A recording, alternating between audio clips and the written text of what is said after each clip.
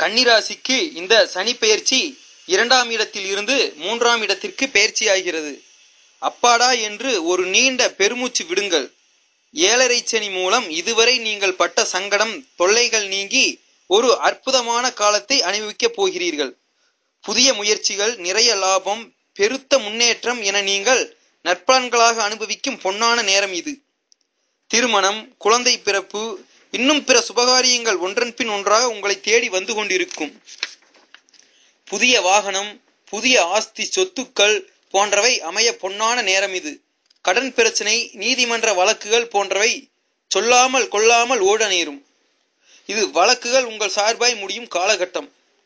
எதிர்காலத்தை திட்டமிட்டு இந்த பொன்னான நேரத்தை உபயோகப்படுத்தி சொத்துக்களை வாங்கி போடுங்கள். பிரிந்து சென்ற உறவினர்கள், நண்பர்கள் தேடி வருவார்கள் என்றாலும் கடன் தரவோ ஜாமீன் தரவோ வேண்டாம்.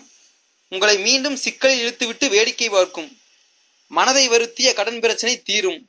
கடல் கடந்து வரும் வாய்ப்புகளை யோசிக்காமல் பெற்றுக்கொள்ளவும். ஜென்மத்தில் இருக்கும் ராகுவால் சில இடர்பாடுகள் வந்தாலும் சனி விலகுவதால் என்றும் சுகமே.